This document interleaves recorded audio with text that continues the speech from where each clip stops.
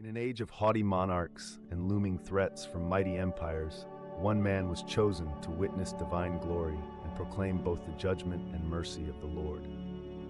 This is the remarkable story of Isaiah, the prophet who foresaw the coming of the Messiah. The kingdom of Judah, situated to the south of Israel around 750 years before the birth of Jesus, was a time of great prosperity and strength, especially during the long reign of King Uzziah. Despite the apparent stability, these were also days when true devotion was lost amidst hollow religiosity, social injustice, and the increasing threat of mighty foreign empires like Assyria. In this delicate and complex scenario, God chose an ordinary man, Isaiah, son of Amoz, a resident of Jerusalem, likely familiar with the royal court. In those days, Uzziah had ruled Judah for over 5 decades, bringing economic wealth and military strength to the kingdom. However, as his power grew, so did his pride, leading to his downfall. One day, in an act of arrogance, he entered the temple of the Lord to burn incense on the altar, a task reserved exclusively for priests. Alarmed, the priests tried to stop the king, warning him that this duty was not his. Uzziah reacted with anger, and while still expressing his indignation in the sacred place, he was suddenly struck by God. A leprous mark appeared on his forehead before the horrified priests. Recognizing the gravity of the situation, the priests quickly removed him from the temple, and Uzziah himself fled, aware that God's hand had struck him. From that day, he lived in isolation, afflicted by leprosy and unable to return to the Lord's temple. His son Jotham assumed the throne in his place, and after some time, Uzziah died, marking the end of a long period of apparent prosperity, deeply marred by pride and divine judgment. It was in this year of national and spiritual crisis that Isaiah had a profound encounter with God. Seeking divine guidance amidst the uncertainties of such turbulent times, Isaiah went to the temple. There, in the house of the Lord, he had a spiritual revelation that would transform his life forever. The vision was so extraordinary that Isaiah described it in vivid detail.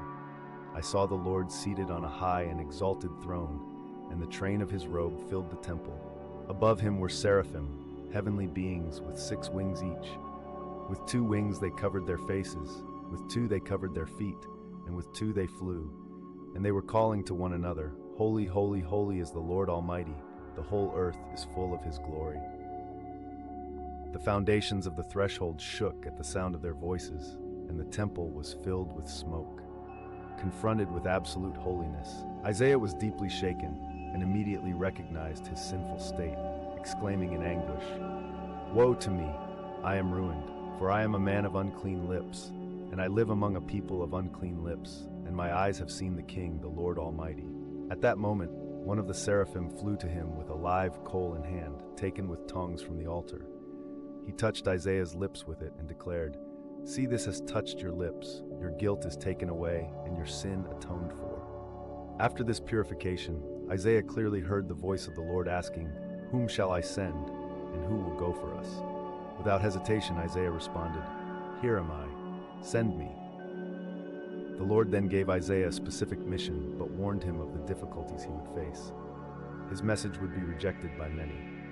"Go and tell this people, be ever hearing but never understanding, be ever seeing but never perceiving. Make the heart of this people calloused, make their ears dull, and close their eyes. Otherwise, they might see with their eyes, hear with their ears, understand with their hearts, and turn and be healed." Perplexed by this harsh message, Isaiah asked how long this resistance would last.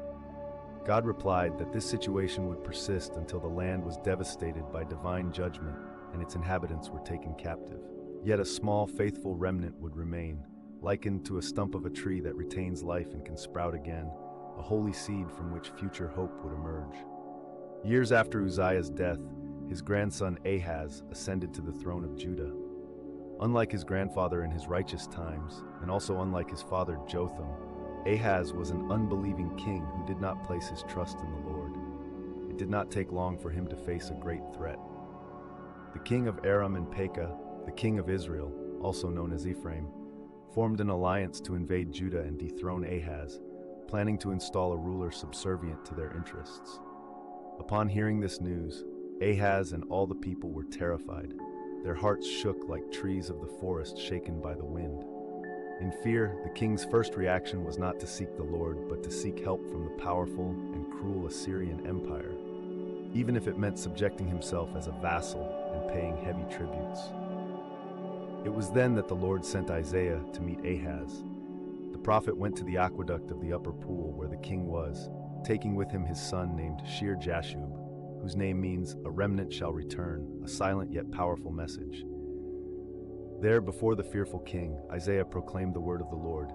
"Be careful, keep calm, and don't be afraid. Do not lose heart because of these two smoldering stubs of firewood, because of the fierce anger of Rezin and Aram and the son of Remaliah." Despite the king's persistent unbelief, the Lord spoke again through Isaiah, offering a chance to strengthen his faith. "Ask the Lord your God for a sign, whether in the deepest depths or in the highest heights." But Ahaz, with false piety, refused. "I will not ask, I will not put the Lord to the test." Then Isaiah said, "Hear now, you house of David. Is it not enough to try the patience of humans? Will you try the patience of my God also? Therefore, the Lord himself will give you a sign. The virgin will conceive and give birth to a son, and will call him Emmanuel." Isaiah announced that even before this child knew how to choose between right and wrong, the lands of the two current enemies of Judah, Assyria and Israel, would be devastated. Indeed, soon after, the prophecy was fulfilled when Assyria defeated Aram and Israel. However, Isaiah's message went beyond the immediate context. It pointed to something much greater, a future and glorious fulfillment, the coming of God himself to dwell among his people. Isaiah also warned Ahaz that his choice to trust in Assyria instead of relying on the Lord would bring severe consequences. The very nation he sought protection from would become an instrument of divine judgment upon Judah. Yet, even amid darkness, fear, and impending punishment, God granted Isaiah glimpses of hope, luminous promises announcing the arrival of a different kind of king, a ruler of peace, justice, and salvation, the light of the Messiah. Isaiah declared, "The people walking in darkness have seen a great light. On those living in the land of deep darkness, a light has dawned. For to us a child is born, to us a son is given, and the government will be on his shoulders. And he will be called Wonderful Counselor, Mighty God, Everlasting Father, Prince of Peace." The prophet also spoke of the origin and nature of this promised king. "A shoot will come up from the stump of Jesse. From his roots a branch will bear fruit. The Spirit of the Lord will rest on him, the Spirit of wisdom and of understanding, the Spirit of counsel and of might, the Spirit of the knowledge and fear of the Lord."